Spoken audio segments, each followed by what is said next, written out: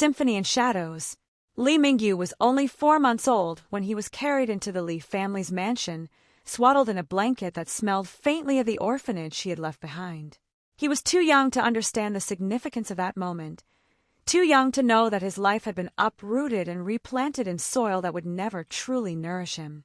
For the first few months, Wang Miling, the matriarch of the Li family, seemed to embrace him with genuine affection. She held him close, whispered promises of love, and introduced him proudly to relatives as her son. Li Zhenghua, the patriarch, nodded approvingly, satisfied that their dream of having 3 children was finally beginning to take shape. Mingyu, though incapable of understanding, basked in the warmth of their attention, his infant cries soothed by the illusion of belonging. But fate shifted swiftly. Just months after Mingyu's arrival, Miling discovered she was pregnant. The family rejoiced, and when Li Haoran was born, the household's attention pivoted entirely. The baby was celebrated as a miracle, the long-awaited 3rd child, the golden boy who completed the family. Mingyu, once the center of Miling's affection, was quietly pushed aside, his presence tolerated but no longer cherished. Li Wei, the eldest son, was already 16 when Mingyu arrived. Groomed to inherit the family business, he looked at the adopted infant with disdain. To him, Mingyu was a symbol of his parents' desperation, a reminder of imperfection in their otherwise flawless lineage. As Mingyu grew older, Wei's contempt sharpened into cruelty. He reminded Mingyu often that he was not truly a Li, that his blood was different, that he was nothing more than a guest in their home. Li Sini, the only daughter, for years older than Mingyu, was no kinder. Elegant and poised, she carried herself like royalty, and to her, Mingyu was an intruder, a shadow dimming the family's brilliance. She mocked his quietness, his tendency to sit alone and scribble notes in a worn notebook, his habit of humming melodies under his breath. When she snatched his notebook once and laughed at the lyrics he had written, Mingyu simply lowered his head, gathered the crumpled pages, and smoothed them silently. He never raised his voice, never fought back. Haoran, the youngest, was different. Just a year younger than Mingyu, he was adored by everyone. His laughter filled the halls, his mischief was indulged, and his smallest achievements were celebrated. Mingyu loved him too, how could he not? Haoran was innocent, unaware of the favoritism that surrounded him. But Haoran reaped the fruits of discrimination without realizing it. When Mingyu tried to sit beside him at dinner, Miling would gently push Mingyu's chair away, saying, "Let Haoran sit closer." When Mingyu brought Haoran a handmade toy, Li Wei would scoff, "Don't give him junk." Haoran never noticed the sting in those moments. He accepted Mingyu's gifts with a smile, played with him sometimes, but when others called Mingyu different, Haoran never defended him.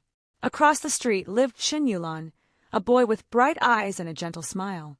He was Mingyu's age, and from the moment they met, Mingyu felt something stir in his heart.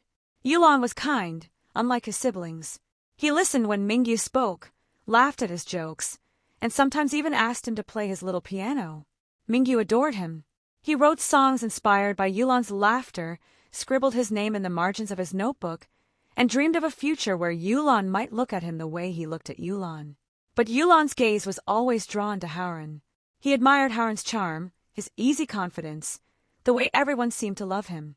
When Haoran smiled at him, Yulan's cheeks flushed.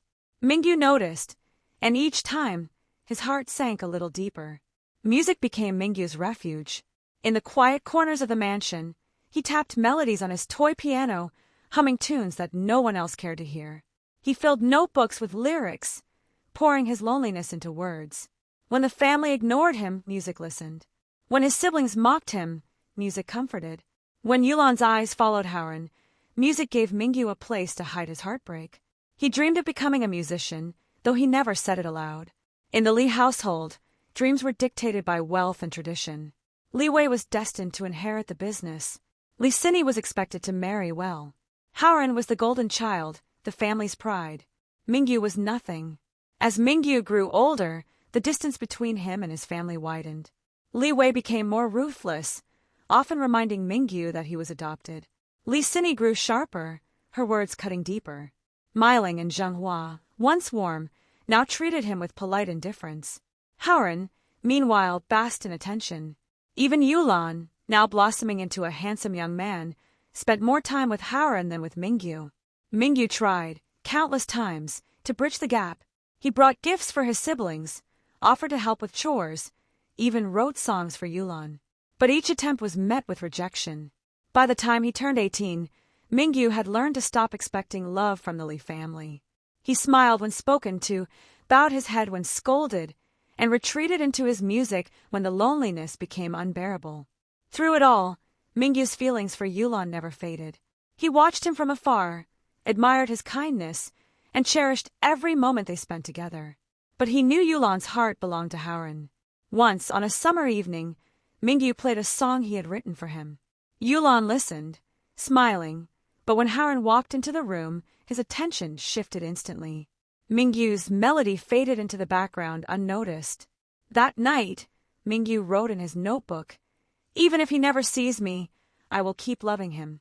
Even if I am invisible, my music will speak." As Lee Mingyu grew into adolescence, the mansion that had once seemed vast and full of promise became a labyrinth of cold corridors. He learned to walk quietly, to keep his voice low, to avoid drawing attention. The marble floors echoed with laughter when Howren played, with stern footsteps when Wei returned from the office, with a rustle of silk when Sini prepared for another social gathering. When Mingyu moved through those same halls, the silence followed him like a shadow. He tried, again and again, to carve a place for himself. At 13, he baked a cake for Meiling's birthday, carefully following a recipe he had copied from a library book. He presented it shyly, hoping she might smile. She did, but only briefly, before setting it aside untouched. Later that evening, Howren brought her a bouquet of flowers he had picked from the garden, and Meiling's eyes lit up with pride. Mingyu watched from the corner, his cake forgotten, his heart heavy. At 15, Mingyu joined the school choir, his voice soft but steady. He practiced diligently, pouring his emotions into every note. When the choir performed at a local festival, his teachers praised his dedication. He returned home eager to share the news, but Wei dismissed it with a scoff. "Singing won't put food on the table," he said. "Stop wasting time." Sini added, "It's cute, but you should focus on something useful. Howren is already winning medals in sports." Mingyu nodded, swallowing his disappointment, and retreated to his room. Shin Yulan remained his secret solace. They walked home together sometimes, Yulan chatting about school, about Howren, about the future. Mingyu listened, smiling, though each mention of Howren was a knife twisting deeper. He longed to tell Yulan how much he meant to him, how his laughter was the melody Mingyu carried in his heart. But the words never came. He feared rejection, feared losing even the small scraps of friendship Yulan offered. So he kept silent, writing songs instead, songs that spoke the truths he could not. One summer evening, Mingyu invited Yulan to listen to a piece he had composed. They sat in the garden, the air heavy with the scent of jasmine, as Mingyu played on his small keyboard. The melody was tender, woven with longing. Yulan smiled, tapping his foot to the rhythm, and said, "You're really good, Mingyu. You should show Howren. He'd love this." Mingyu's fingers faltered on the keys. The song he had written for Yulan was now redirected toward Howren, the boy who unknowingly stood between them. Mingyu forced a smile, but inside his heart crumbled. Yulan's presence remained bittersweet. They studied together sometimes, Yulan laughing at Mingyu's dry humor, praising his intelligence. But whenever Howren entered the room, Yulan's attention shifted instantly. Mingyu watched, silent, as Yulan's eyes lit up, as his laughter grew brighter. He knew Yulan's heart belonged to Howren, and though it broke him, he accepted it. His love was destined to remain unspoken, hidden in melodies that no one else would hear. There was a night when Mingyu stood outside Yulan's house, his notebook clutched in his hands. He had written a song for him, a confession hidden in melody, a truth he longed to share. But when he saw Yulan and Howren laughing together through the window, their faces glowing with joy, Mingyu's courage crumbled. He turned away, his song unsung, his confession buried. That night he wrote in his notebook, "Even if he never knows, I will keep loving him. Even if my voice is silent, my music will speak." The years passed, and Mingyu's place in the Lee family remained unchanged. Wei grew into a formidable businessman, commanding respect. Sini became a socialite, admired for her beauty. Howren blossomed into the family's pride, adored by all. Mingyu was the shadow. He attended family dinners, sat quietly, and offered polite smiles. On his birthdays, the family celebrated Haren's achievements instead. On holidays, Mingyu's presence was tolerated, not cherished. He learned to expect nothing, to give everything, and to remain silent. Music was his only companion, the only place where he could be himself. And though he still tried, still reached out, still hoped, the silence of the Lee household grew heavier with each passing year. The boy who had once believed in promises of love had become a man who lived in shadows, clinging to melodies that no one else heard. By the time Lee Mingyu reached his late teens, the patterns of his life had hardened into something unyielding. The mansion was still grand, its marble floors polished, its chandeliers glittering, but to Mingyu it had become a place of silence. He had learned to move through its corridors like a shadow, careful not to disturb the rhythm of a household that seemed to function perfectly without him. Li Wei, now in his mid-20s, had stepped fully into his role as heir to the family business. His voice carried authority, his presence filled rooms, and his words were sharp. He treated Mingyu with the same disdain he always had, though now it was laced with impatience. "You're wasting your time," Wei said once, catching Mingyu scribbling lyrics in his notebook. "Music won't make you part of this family. Stop pretending you belong." Mingyu lowered his gaze, his fingers tightening around the pen, and said nothing. He had long ago learned that silence was the only shield he had. Li Sini, elegant and poised, had blossomed into a socialite admired for her beauty. She dismissed Mingyu with cold indifference, her laughter reserved for Haren, her admiration directed at Wei. When Mingyu tried to join her conversations, she brushed him aside. When he offered her help, she refused with a smile that cut sharper than any insult. To her, Mingyu was an intruder, tolerated but never embraced. Haren, meanwhile, was adored by everyone. Just a year younger than Mingyu, he had grown into the family's pride, his charm effortless, his achievements celebrated.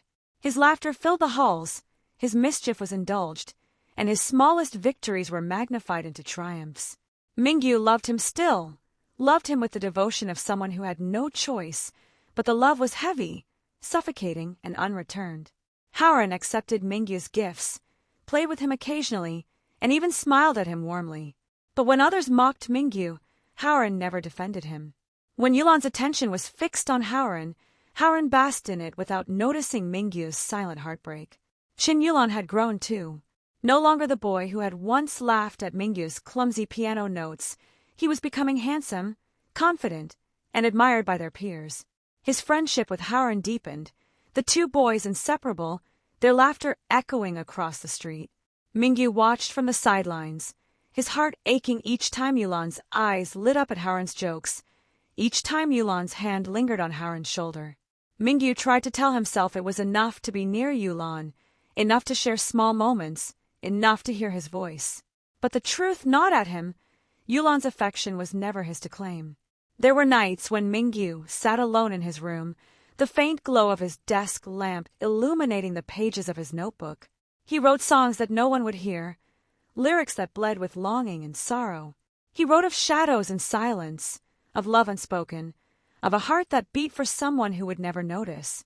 His melodies were fragile, delicate threads woven from pain, and though they brought him no comfort, they gave him a way to survive. At school, Mingyu excelled quietly. His grades were strong, his behavior impeccable, and his teachers often praised his diligence. But at home, those achievements were swallowed by silence. When he brought home certificates of merit, Meiling would glance at them politely before turning her attention to Haren's soccer trophies or Wei's business accolades. Mingyu learned to stop expecting praise. He folded his certificates neatly into a drawer, hidden away like his songs. On Mingyu's 18th birthday, the family gathered for dinner. Wei announced a new business deal, Sini spoke of an upcoming gala, and Meiling praised Haren's latest soccer victory. Later that night, Haren knocked on his door, grinning, and handed him a small box. Inside was a pen, simple but thoughtful. "Happy birthday, G," Haren said cheerfully. It was the only gift he received, and though Haren's gesture was genuine, it reminded Mingyu that his place in the family existed only in the margins. By 20, Mingyu had perfected the art of invisibility. He attended family gatherings, smiled politely, and spoke only when spoken to. He learned to anticipate rejection, to brace himself for indifference. His notebooks filled with songs, each page a testament to his solitude. He wrote of shadows, of silence, of love unspoken. He wrote of Yulon, of Howren, of the ache of being unseen. Music became his lifeline, the only place where he could pour out the emotions that threatened to drown him. Yet even in his invisibility, Mingyu still tried. He offered to help Wei with paperwork, only to be dismissed. He asked Sini if she needed assistance preparing for a gala, only to be told she had servants for that. He brought Miling tea when she was tired, only to be waved away. Each rejection chipped away at him, but he endured, clinging to the hope that one day someone might see him. By the time Li Mingyu turned 21, the quiet ache of his adolescence had hardened into something heavier. He had grown taller, his features sharper, his presence more mature, but inside he remained the same boy who had once clutched a notebook in trembling hands, desperate to be seen. The Li household had not changed. Li Wei was now a rising figure in the business world, his name spoken with respect in boardrooms. Li Sini had become a fixture in social circles, her beauty and charm admired by many. Howren, still the golden child, was adored by everyone. Mingyu was tolerated, nothing more. He had learned to expect indifference, but the sting never dulled. On evenings when the family gathered for dinner, Mingyu sat quietly, listening as Wei discussed business strategies, as Sini spoke of galas and admirers, as Miling praised Howren's latest achievements. Mingyu's own accomplishments were invisible. When he mentioned passing an important exam, Miling nodded politely before turning to Howren's soccer victory. When he spoke of a small scholarship he had earned, Wei dismissed it as insignificant. Mingyu smiled, swallowed his disappointment, and retreated into silence. Chen Yulon remained at the center of Mingyu's heart, though the distance between them grew. Yulon and Howren were inseparable, their friendship deepening into something that Mingyu could no longer ignore. He saw the way Yulon's eyes lingered on Howren, the way his laughter grew brighter in Howren's presence. Mingyu's love remained unspoken, buried beneath layers of fear and resignation. He wrote songs for Yulon, songs that carried his heart in every note, but Yulon never understood. When Mingyu played for him, Yulon smiled kindly, but his words always redirected the music toward Howren. "Howren would love this," he said once, and Mingyu's melody faltered. There were nights when Mingyu sat alone in his room, headphones pressed to his ears, listening to the fragments of songs he had recorded. His computer was filled with files, each one a piece of his soul. He uploaded some anonymously to obscure forums, never revealing his name, never seeking recognition. The responses were few, but those who listened felt the raw emotion in his melodies. "This song feels like loneliness," one comment read. Mingyu cherished those small sparks of connection, even if they came from strangers. His siblings noticed his music only to mock it. Wei scoffed at the hours Mingyu spent composing, calling it a waste of time. Sini laughed at his notebooks, dismissing them as childish. Even Miling, once warm, now treated his passion with indifference. "It's fine as a hobby," she said once, "but don't forget your responsibilities." Mingyu nodded, though he had no responsibilities in the family. He was excluded from business discussions, ignored in social matters, invisible in every way that mattered. Howren remained oblivious. He accepted Mingyu's gifts, listened to his songs occasionally, and smiled at him warmly. But when others dismissed Mingyu, Howren never defended him. When Yulon's attention was fixed on Howren, Howren basked in it without noticing Mingyu's silent heartbreak. Mingyu loved him still, but the love was heavy, suffocating, and unreturned. At 23, Mingyu began to dream of escape. He imagined a life beyond the mansion, a life where his music could breathe, where his voice could be heard. He saved small amounts of money, hiding them away, though he had no clear plan. He wrote songs of freedom, of breaking chains, of finding light in the darkness. His notebooks filled with lyrics that spoke of longing for a world where he was not invisible. Chen Yulon's affection for Howren became undeniable. Mingyu saw it in the way Yulon's eyes softened when Howren spoke, in the way his laughter lingered when Howren teased him. Mingyu's heart broke quietly without protest. He accepted that Yulon's love was not his to claim, that his devotion would remain unspoken. He wrote songs of unrequited love, of watching from the shadows, of loving someone who would never see him. The Lee family's indifference grew heavier with each passing year. On Mingyu's 24th birthday, the family gathered for dinner. Wei announced a new business expansion, Sini spoke of an engagement prospect, and Miling praised Howren's latest achievement. By the time Mingyu approached his 26th birthday, the weight of his isolation had become unbearable. His devotion to Yulan remained unspoken, his love for his family unreturned. He lived in silence, clinging to melodies that no one else heard, melodies that carried the weight of his loneliness. He still tried, still reached out, still hoped, but the silence of the Lee household grew heavier with each passing year. The boy who had once believed in promises of love had become a man who lived in shadows, his heart tethered to a dream that would never come true. Lee Mingyu's 26th birthday arrived quietly, like a shadow slipping through the corridors of the Lee mansion. He woke early that morning, the faint light of dawn spilling across his desk where his notebooks lay scattered. For years, he had written songs that no one in his family cared to hear, songs that carried his loneliness, his heartbreak, his silent devotion. He had hoped, foolishly perhaps, that this birthday might be different. 26 felt significant, a threshold between youth and maturity, a moment when perhaps his family would finally see him not as the adopted child, but as their son. The day began with silence. At breakfast, Wei spoke of a new business deal, his voice commanding, his presence heavy with authority. Sini discussed an upcoming gala, her laughter bright, her words sharp. Miling praised Howren's latest achievement, her eyes glowing with pride. Mingyu sat quietly, waiting for someone to acknowledge his birthday. No one did. He forced a smile, swallowed his disappointment, and retreated into silence. Later that afternoon, Chen Yulan arrived at the mansion. He had grown into a handsome young man, his confidence effortless, his charm undeniable. Mingyu's heart ached at the sight of him, the boy he had loved in silence for so many years. Yulan greeted Howren warmly, his eyes lingering on him, his laughter brighter in his presence. Mingyu watched from the sidelines, his heart breaking quietly. When the family gathered for dinner that evening, the table was adorned with fine dishes, the air filled with laughter and conversation.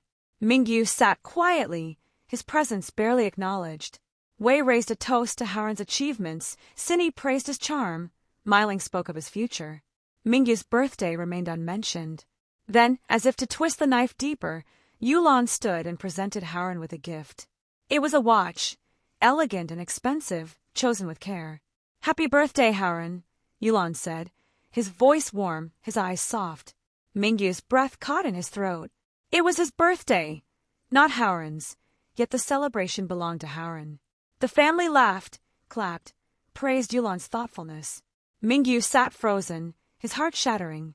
Howren, oblivious, smiled and thanked Yulan. He turned to Mingyu, grinning, and said, "Gah, isn't it beautiful?" Mingyu forced a smile, his voice trembling as he replied, "Yes, it's beautiful." Inside, he felt the final thread of hope snap. The rest of the evening passed in a blur. Mingyu's presence was forgotten, his birthday erased. He excused himself quietly, retreating to his room.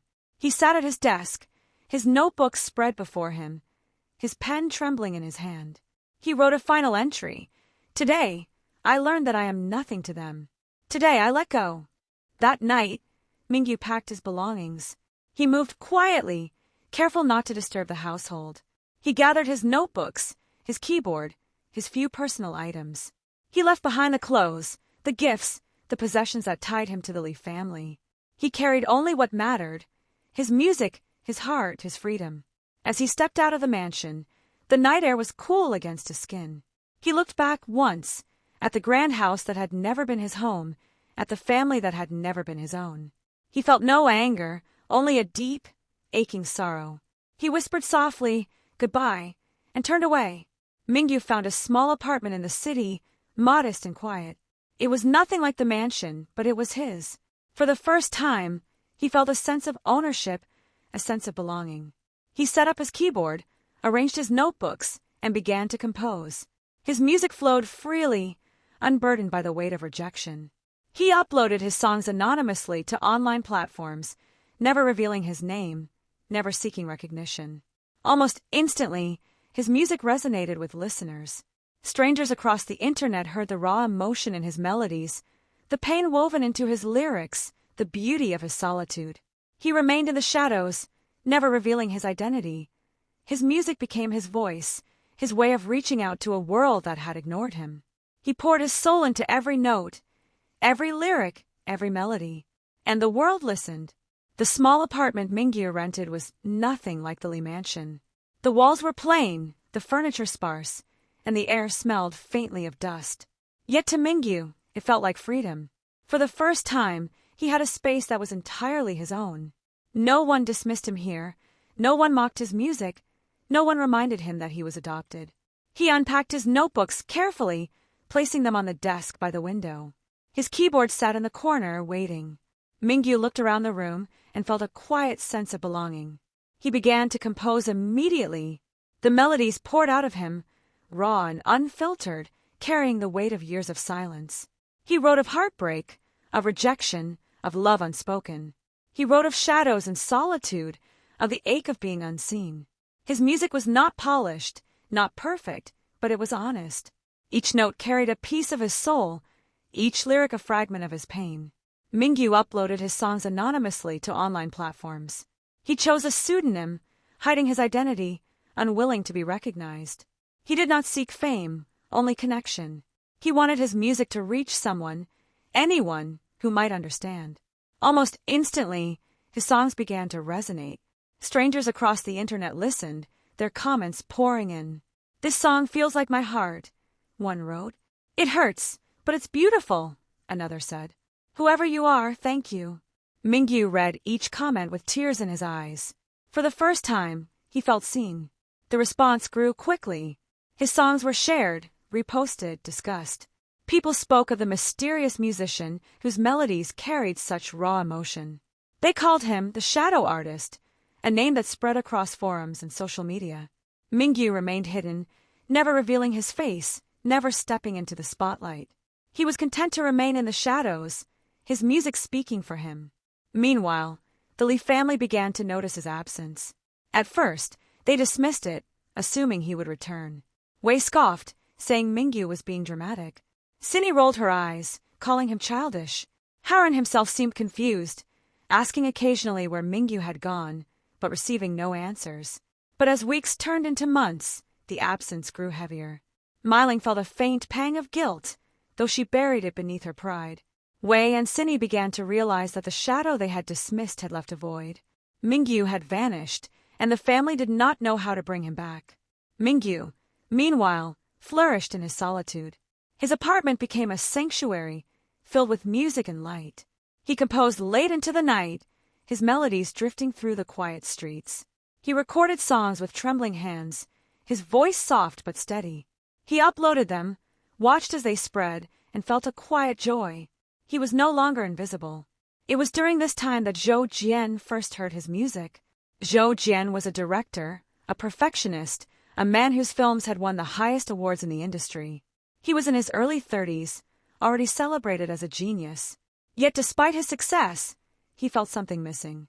His films were praised for their precision, their artistry, but he longed for something deeper, something raw. Zhou Jian was 32 years old, already a legend in the film industry.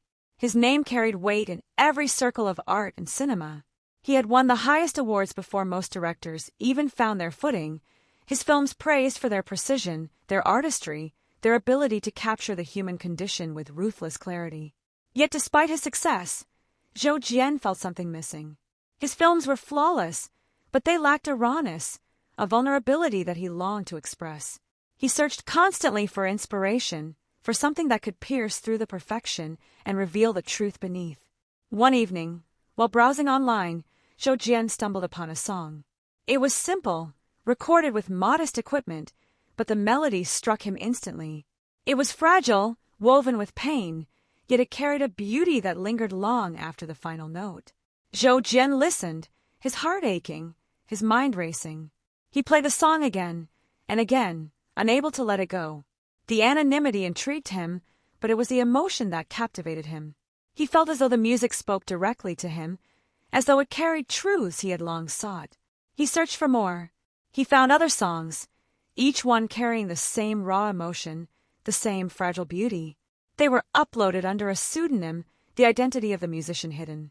Zhou Jian listened late into the night, his mind filled with melodies. He knew he had to find the musician. He needed to understand the source of this pain, this beauty. He needed to bring it into his films. Zhou Jian began to investigate. He reached out to contacts in the music industry, asking if anyone knew the identity of the shadow artist. Most had heard of him, but none knew who he was. The anonymity was complete, the mystery intact. Zhou Jian felt both frustrated and intrigued. He was determined to find him, to bring his music into the light. He imagined the possibilities. A film scored with this music would carry a depth that no orchestration could match. The raw emotion would pierce through the screen, touching audiences in ways they had never experienced. Zhou Jian's perfectionism demanded it. He could not rest until he found the musician. Zhou Jian's search continued. He listened to every song, analyzed every lyric, studied every melody. He felt as though he was piecing together a puzzle, each song a fragment of a larger truth. He sensed the pain, the rejection, the unspoken love. He knew the musician had lived in shadows, had carried burdens that few could understand. Zhou Jian felt a connection, a resonance that went beyond art. He needed to find him, not just for his films, but for himself. Zhou Jian's obsession with the shadow musician grew with each passing day. He listened to the songs on repeat, dissecting every lyric, every note, every pause. The music was unlike anything he had ever encountered. It was raw, unpolished, yet it carried a depth that no orchestration could replicate. It spoke of loneliness, of rejection, of love unspoken. It was the voice of someone who had lived in shadows, someone who had carried burdens that few could understand. Zhou Jian felt a resonance, a connection that went beyond art. He needed to find the musician, not just for his films, but for himself. Meanwhile, Mingyu continued to compose in his small apartment. His music was his lifeline, his way of surviving the solitude. He uploaded songs regularly, each one carrying a piece of his soul. He read the comments, felt the connection, and smiled quietly. He did not seek fame, only understanding. He did not know that Zhou Jian was listening, that his music had reached someone who could change his life. The attention grew. Mingyu noticed that his songs were being shared more widely, discussed in forums, praised by strangers. He saw his pseudonym trending, his music spreading across platforms. He felt a quiet joy, but also a deep fear. He had hidden himself for so long, lived in shadows for so long. The thought of being seen, truly seen, terrified him. He wanted connection, but he feared exposure. Zhou Jian's search intensified.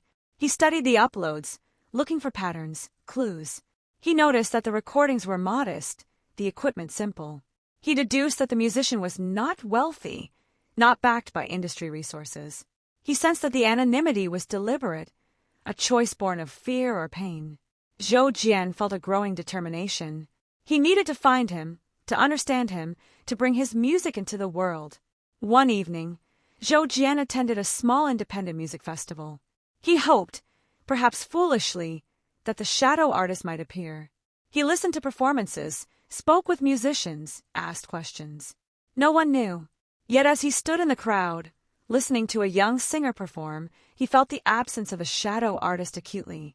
The music was good, but it lacked the rawness, the vulnerability that had captivated him. Zhou Jian left the festival more determined than ever. Mingyu, meanwhile, began to feel the weight of attention. He received messages from strangers, invitations to collaborate, offers from small labels. He ignored them all. He was not ready to step into the light. He feared rejection, feared being dismissed, feared losing the fragile connection he had found. He remained hidden, his music his only voice. Yet the world continued to listen. The shadow artist had become a phenomenon, his songs shared across platforms, his name whispered in admiration. Mingyu remained in the shadows, but his music shone brightly. He had left the Li family behind, left Yulan behind, left the mansion behind. He had found his voice, and the world was listening. Zhou Jian's search brought him closer. He traced the uploads, studied the timestamps, analyzed the metadata. He found small clues, fragments that hinted at the musician's location.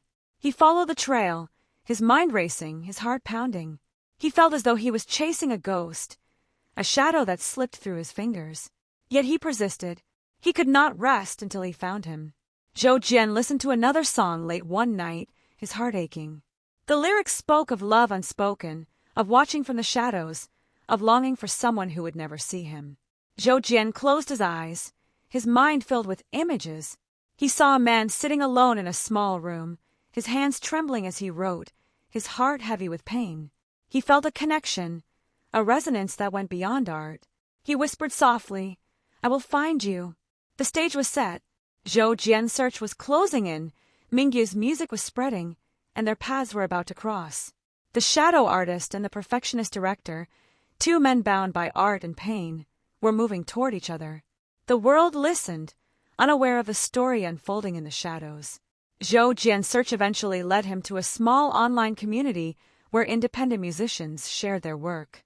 He had followed every breadcrumb, every faint clue hidden in metadata, every whisper in forums. The shadow artist's songs had become his obsession, and he was convinced that somewhere in this maze of anonymity, he would find the man behind the music. One evening, Zhou Jian noticed a new upload. The song was titled Silent Horizon. It was delicate, haunting, filled with longing. The lyrics spoke of standing at the edge of a world, unseen, unheard, waiting for someone to notice. Zhou Jian listened, his chest tightening. He knew this was the same musician, the same voice that had captivated him. But this time, there was something different. The song carried a faint trace of hope, a fragile thread woven into the sorrow. Zhou Jian leaned back in his chair, his mind racing. He had to find him. Through contacts in the community, Zhou Jian managed to trace the pseudonym to a small apartment in the city. He hesitated at first. He was a director, a public figure, and this musician clearly valued his anonymity. But the pull was too strong. Zhou Jian needed to meet him, not just for his films, but for himself. Mingyu was startled when he opened his door one evening to find Zhou Jian standing there. He recognized him instantly. Zhou Jian's face was familiar from interviews, from articles, from the awards ceremonies broadcast on television. Mingyu's heart raced. Why was someone like Zhou Jian at his door? "Are you the one behind these songs?" Zhou Jian asked, his voice steady but gentle. He held out his phone, the screen displaying Mingyu's latest upload. Mingyu froze, his mind spinning. He had hidden himself so carefully, lived in shadows for so long. To be confronted like this was terrifying. Yes, Mingyu whispered, his voice barely audible. Zhou Jian's eyes softened. "They're extraordinary, raw, honest, beautiful. I've never heard anything like them. I had to find you." Mingyu's hands trembled. He wanted to retreat, to hide, but Zhou Jian's words pierced through his fear. No one had ever spoken of his music like that. No one had ever seen him, truly seen him. "Why?" Mingyu asked, his voice shaking. "Because your music carries truth," Zhou Jian replied. "It's what I've been searching for. I want to work with you. I want your music in my films. But more than that, I want to understand you." Mingyu stared at him, his heart pounding. He had lived in shadows for so long, invisible to his family, unseen by Yulan. Now, here was Zhou Jian, a man celebrated by the world, standing at his door, asking to understand him. Mingyu felt a flicker of something he had not felt in years: hope. They began to meet regularly. Zhou Jian visited Mingyu's apartment, listening to his songs, asking questions, offering insights. Mingyu was hesitant at first, guarded, but Zhou Jian's persistence was gentle, patient. He did not push, did not demand. He simply listened, and in his listening, Mingyu felt seen. Zhou Jian shared his struggles, his perfectionism, his longing for vulnerability in his films. Mingyu shared his loneliness, his rejection, his unspoken love. Their conversations were raw, honest, filled with a quiet intimacy. Mingyu began to trust him. He showed Zhou Jian his notebooks, pages filled with lyrics and sketches. Zhou Jian read them carefully, his eyes soft, his voice gentle. "These are beautiful," he said. "You've carried so much, and yet you've turned it into art." Mingyu's chest tightened. No one had ever said that to him. The collaboration began. Zhou Jian asked Mingyu to compose for a short film he was working on. Mingyu hesitated, afraid of exposure, but Zhou Jian reassured him. "We'll keep your anonymity," he said. "The world doesn't need to see you yet. Just let them hear you." Mingyu agreed, his heart trembling with both fear and excitement. The days that followed their first collaboration were unlike anything Mingyu had ever experienced. For years, his music had been confined to the solitude of his room, his melodies echoing only against the walls of his own silence. Now, his songs were woven into Zhou Jian's film, carrying stories to audiences who felt their weight, who recognized their beauty. Mingyu read the reviews with trembling hands, his heart swelling with a quiet joy. Mingyu's eyes, once dulled by years of rejection, began to carry a faint light. His voice, though still soft, grew steadier when he spoke of his work. Zhou Jian encouraged him, gently pushing him to believe in himself. "Your music deserves to be heard," he said one evening, his tone firm but kind. "You deserve to be heard." Mingyu lowered his gaze, his cheeks warming. No one had ever said that to him before. Sometimes they sat in silence, the music filling the space between them. Zhou Jian's presence was steady, grounding, a quiet reassurance that Mingyu had never known. The bond between them deepened. Mingyu found himself looking forward to Zhou Jian's visits, to their conversations, to the way Zhou Jian's eyes softened when he listened. He began to trust him, to open up in ways he had never dared before. He spoke of his childhood, of the mansion that had never been his home, of the family that had never been his own. He spoke of Yulan, of the love that had remained unspoken, of the heartbreak that had defined his youth. Zhou Jian listened, his expression gentle, his silence filled with understanding. "You've carried so much," Zhou Jian said softly one night, after Mingyu had finished speaking. "And yet you've turned it into art." He felt a warmth spreading through him, a fragile hope that perhaps he was not as invisible as he had believed. The romantic tension grew, subtle but undeniable. The film premiered quietly, but the music stole the spotlight. Audiences spoke of the haunting melodies, the raw emotion, the way the music carried the story. Mingyu's songs reached more people than ever before, and though his identity remained hidden, his voice was heard. He read the reviews, the comments, and felt a quiet joy. For the first time, his music was not just a cry into the void, it was part of something larger, something meaningful. Through it all, Zhou Jian remained by his side.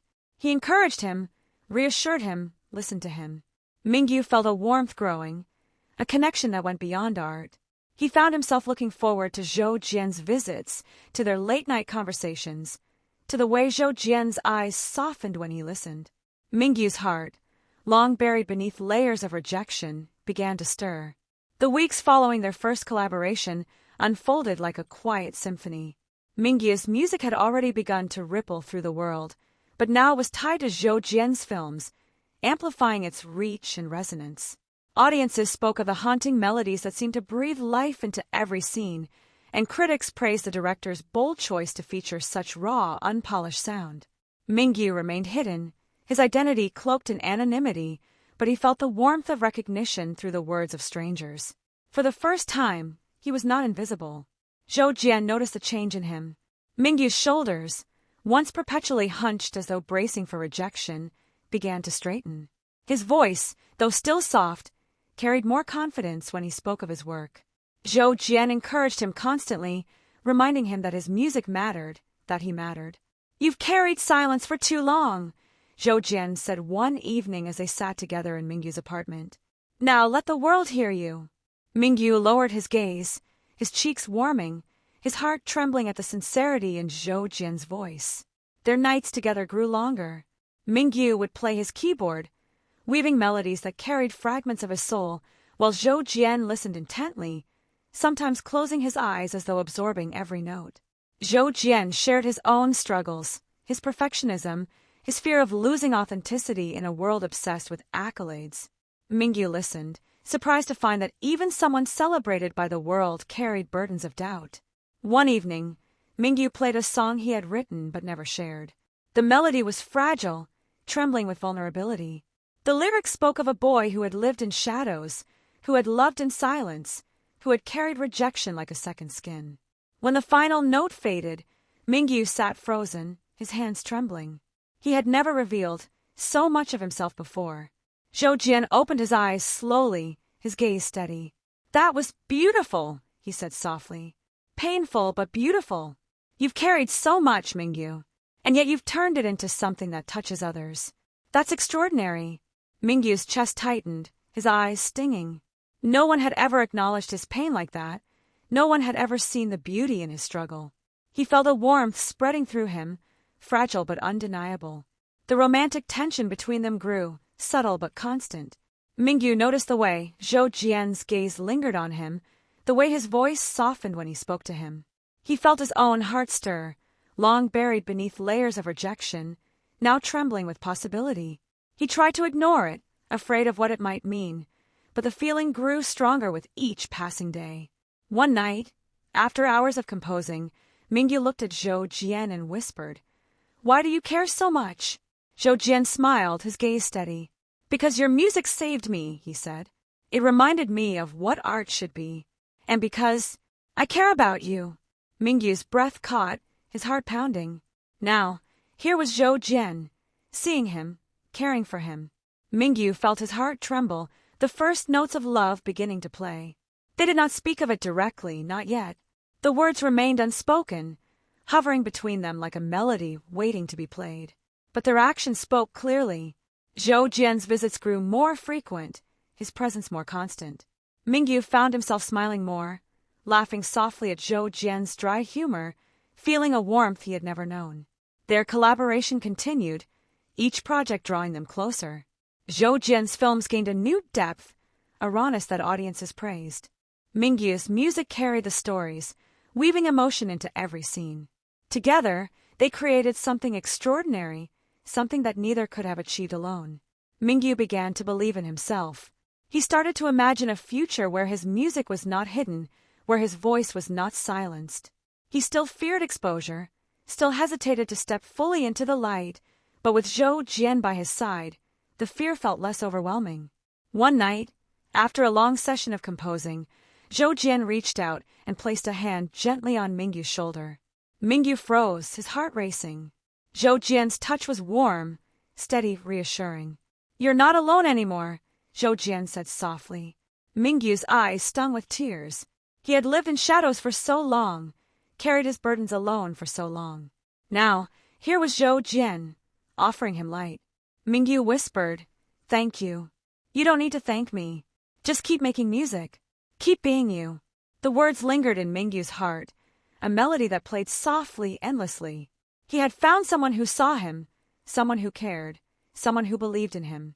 The first notes of love had begun, fragile but undeniable, carrying him forward into a future he had never dared to imagine. The bond between Mingyu and Zhou Jian deepened with each passing day. What had begun as collaboration slowly transformed into something more intimate, more personal. Mingyu found himself waiting for Zhou Jian's visits, his heart lifting at the sound of footsteps outside his door. Zhou Jian, too, seemed drawn to Mingyu's quiet presence, his evenings increasingly spent in the small apartment rather than the grand studios or glittering galas that had once defined his life. Their conversations grew longer, stretching late into the night. They spoke of art, of pain, of the need to express what could not be spoken. Zhou Jian shared stories of his childhood, of the pressure to succeed, of the perfectionism that had driven him to greatness but left him hollow. Mingyu listened, surprised to find that even someone celebrated by the world carried burdens of doubt. He felt a kinship, a resonance that went beyond art. Days turned into weeks, and their bond grew stronger. Zhou Jian began to spend entire weekends at Mingyu's apartment, their time filled with music, conversation, and quiet companionship. Mingyu cooked simple meals, Zhou Jian helped with chores, and together they built a rhythm that felt like home. Mingyu, who had never known what it meant to belong, began to feel it for the first time. One evening, as they sat together on the balcony, Mingyu looked at Zhou Jian and whispered, "I've never had this before. Someone who stays, someone who listens." Zhou Jian's gaze softened. "You deserve it," he said. "You deserve to be loved, Mingyu." That night, Mingyu confessed.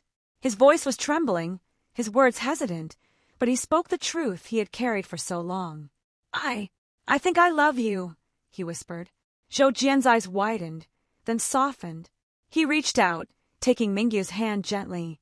"I know," he said, "and I love you too." He had carried rejection for so long, lived in silence for so long. Now here was Zhou Jian, offering him love, offering him light. Mingyu felt his heart soar, the crescendo of love filling him completely. Their first kiss was gentle, tentative, filled with vulnerability. Mingyu's heart raced, his hands trembling, but Zhou Jian's touch was steady, reassuring. The kiss carried all the unspoken words, all the hidden emotions, all the pain and hope that had defined their journey. It was the beginning of something new, something extraordinary. From that moment, their bond blossomed fully. They spoke openly of their feelings, their fears, their hopes. Mingyu shared his dreams of music. Zhou Jian shared his vision for films. Together, they imagined a future where their art and their love intertwined, where they could create something that was both beautiful and true. Mingyu began to write songs for Zhou Jian, melodies that carried his love, his gratitude, his hope. Zhou Jian listened, his eyes shining, his heart full. The months that followed their confession unfolded like a new composition, each day another note in a symphony Mingyu had never imagined possible. His small apartment, once a sanctuary of solitude, now pulsed with warmth. Zhou Jian's presence filled the space with laughter, conversation, and companionship. Where silence had once reigned, music and love now intertwined. Mingyu's music flourished. With Zhou Jian's encouragement, he began to compose more boldly, experimenting with sounds and structures he had once been too timid to attempt. His melodies grew richer, his lyrics more confident. Zhou Jian listened intently, offering insights, but never imposing. "Your music already carries truth," he would say. "All I want is to help you share it." Mingyu felt his heart swell each time, the validation healing wounds that had festered for years. Their collaboration blossomed. Zhou Jian's films, already celebrated, now carried a new depth. Mingyu's compositions infused them with raw emotion, elevating the stories beyond perfection into something profoundly human. Audiences praised the haunting scores. Critics marveled at the vulnerability they conveyed. Mingyu's pseudonym became a phenomenon, his anonymity only adding to the intrigue. The world listened, unaware of the quiet love story unfolding behind the music. For Mingyu, the transformation was profound. Now he stood in the light, his music embraced, his love returned. He began to imagine a future not defined by rejection, but by freedom and belonging. He wrote songs of hope, of new beginnings, of love that had finally found him. Zhou Jian noticed the change. Mingyu's eyes, once dulled by sorrow, now carried a spark. His laughter, soft and hesitant at first, grew more frequent. He moved with more confidence, spoke with more certainty. Zhou Jian felt his own heart swell, proud of the man Mingyu was becoming. "You're finding yourself," he said one evening as they sat together, listening to the city's hum outside the window. Mingyu smiled, his gaze tender. I finally am." Meanwhile, the Li family began to feel Mingyu's absence more acutely. At first, they had dismissed it, assuming he would return. Wei scoffed, calling him dramatic. Cindy rolled her eyes, labeling him childish. Miling expressed mild concern, but her attention quickly shifted back to Howren. The mansion continued as it always had, its routines unbroken, its silence unchanged. But as weeks turned into months, the void grew heavier. Howren missed Mingyu's quiet presence, his small gestures of kindness. He remembered the handmade toys, the gentle encouragement, the songs played softly in the background. Without Mingyu, the mansion felt colder, emptier. Miling began to feel pangs of guilt, though she buried them beneath her pride. Wei and Cindy, too, began to realize that the shadow they had dismissed had carried more weight than they had acknowledged. Mingyu had vanished, and they did not know how to bring him back. One evening, Zhou Jian surprised him with a gift. It was a piano, modest but beautiful, placed carefully in the corner of the apartment. "For you," Zhou Jian said softly, "so your music can have the instrument it deserves." Mingyu's eyes filled with tears. He touched the keys gently, his fingers trembling. "Thank you," he whispered. Zhou Jian smiled, his gaze tender. "No, thank you. For your music, for your heart, for being you." Mingyu played that night, his melodies filling the apartment, weaving through the air like threads of love. Zhou Jian sat beside him, listening, his eyes closed, his heart full. The music carried their story, their pain, their hope, their love. It was a new symphony, born not of rejection, but of belonging. As their bond deepened, Mingyu began to write songs specifically for Zhou Jian. Each melody carried his love, his gratitude, his hope. Zhou Jian listened, his eyes shining, his heart overflowing. He dedicated a film to Mingyu's music, weaving his melodies into every scene. Audiences praised the film, calling it a masterpiece, but for Zhou Jian, it was more than art. It was a declaration of love. Mingyu, who had once lived in shadows, now stood in the light. He had found love, found belonging, found a future. The new symphony had begun, carrying him forward into a life he had never dared to imagine. The seasons shifted, and with them, Mingyu's life unfolded into a rhythm he had never known. His days were no longer filled with silence and rejection, but with music, laughter, and companionship. Zhou Jian's presence had become constant, a steady light guiding him out of the shadows. Together, they built a life that was both ordinary and extraordinary. Ordinary in its quiet routines, extraordinary in the love that infused every moment. Mornings began with Mingyu at the piano, his fingers weaving melodies that carried fragments of his soul. Zhou Jian often sat nearby, sipping tea, listening intently. Sometimes he offered thoughts. Sometimes he simply closed his eyes and let the music wash over him. Mingyu cherished those mornings, the simplicity of them, the intimacy of sharing his art with someone who truly understood. Their collaboration continued to flourish. Zhou Jian's films gained a new reputation, not just for their precision and artistry, but for their emotional depth.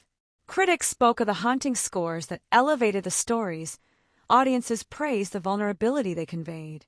Mingyu's pseudonym had become a phenomenon, his anonymity only adding to the intrigue. Yet within their private world, Mingyu was no longer a shadow. The Li family, meanwhile, began to confront their regret more directly. Articles circulated about the mysterious musician whose work had captivated audiences worldwide. Haren recognized the melodies instantly, remembering nights when Mingyu had played softly in the mansion's corners. His heart ached with guilt. "It's him," he whispered to Meiling. "It's Mingyu." Meiling's eyes widened, her heart sinking. She remembered the boy she had once held close, the child she had pushed aside. Wei and Sinny, too, felt the weight of regret. They had dismissed him, mocked him, ignored him. Now the world celebrated him, embraced him, loved him. The shadow they had cast out had become a light. But Mingyu did not return. He had found his place, his love, his freedom. The mansion no longer held power over him. He had built a new life, a new symphony, and he would not go back. One evening, Mingyu and Zhou Jian sat together on the balcony, the city lights flickering in the distance. Mingyu's gaze was thoughtful, his voice soft. "Do you think they regret it?" he asked. "Perhaps, but that's not your burden anymore. You've given enough of yourself to them. Now it's time to live for you." Their love matured quietly, steadily. Mingyu began to make peace with his past. The world continued to listen. Mingyu's music spread further, reaching audiences across continents. His anonymity remained intact, but his voice was heard. He was no longer invisible. He had stepped out of the shadows, embraced the light, and found a future he had never dared to imagine. Life with Zhou Jian settled into a rhythm that felt both natural and miraculous to Mingyu. Each day carried the quiet intimacy of companionship, the steady pulse of creativity, and the warmth of love. Where once Mingyu had lived in silence, now his world was filled with music and laughter. He had stepped out of the shadows, and though the scars of rejection remained, they no longer defined him. Their love matured steadily, without the turbulence Mingyu had once feared. Zhou Jian was patient, attentive, and unwavering. He never demanded more than Mingyu could give, never rushed him, never dismissed his fears. Instead, he listened, reassured and encouraged. Mingyu, who had spent his life bracing for rejection, began to trust fully. He allowed himself to be vulnerable, to share his deepest insecurities, his lingering pain, his fragile hopes. Zhou Jian met each confession with tenderness, his presence a balm to wounds that had long festered. Their art continued to flourish. Zhou Jian's films reached new heights, praised not only for their precision, but for their emotional resonance. Mingyu's music infused them with soul, weaving emotion into every scene. Together, they created works that audiences described as transformative, art that lingered long after the credits rolled. Mingyu's pseudonym became legendary, his anonymity fueling intrigue, but within their private world, he was no longer a shadow. He was seen, cherished, loved. Mingyu began to write songs that reflected not just pain but healing, not just rejection but acceptance. His melodies carried warmth. His lyrics spoke of love and belonging. His music became a testament to his journey, a story of a man who had lived unseen and had finally found love. One evening, Mingyu played a new composition for Zhou Jian. The melody was gentle, filled with warmth. The lyrics spoke of finding home, of being seen, of love that healed wounds. When the final note faded, Zhou Jian's eyes were shining. "This is your story," he said softly, "and it's beautiful." Mingyu smiled, his heart swelling. "It's our story," he replied. The Li family, meanwhile, continued to grapple with regret. Howren, in particular, felt the weight of guilt. He remembered the handmade toys, the gentle encouragement, the songs played softly in the mansion's corners. He realized how much Mingyu had given, how little they had acknowledged. Meiling, too, felt pangs of remorse, recalling the boy she had once held close, the child she had pushed aside. Wei and Sinny, once dismissive, now recognized the void Mingyu had left. Yet none of them reached out. Pride, fear, and shame held them back. Mingyu, for his part, no longer looked back. He had carried rejection for too long, lived in silence for too long. Now, with Zhou Jian by his side, he embraced freedom. He cooked meals, laughed at Zhou Jian's dry humor, shared his dreams openly. He felt a sense of belonging he had never known, a love that healed wounds he had thought permanent. One evening, as they sat together on the balcony, Mingyu whispered, "Do you think I'll ever forgive them?" Zhou Jian looked at him, his gaze steady. "Forgiveness isn't for them," he said gently. "It's for you. When you're ready, you'll let go, not because they deserve it, but because you deserve peace." Mingyu nodded, his heart swelling with gratitude. He had carried rejection for so long, but now he carried love. Slowly, Mingyu began to make peace with his past. He wrote songs that reflected not just pain but healing, not just rejection but acceptance. He no longer wrote of shadows and silence, but of light and harmony. His music carried the journey of a man who had lived unseen and had finally found love. Zhou Jian listened, his heart full, proud of the transformation. Their love deepened into permanence. It was not marked by grand gestures, but by small moments of tenderness.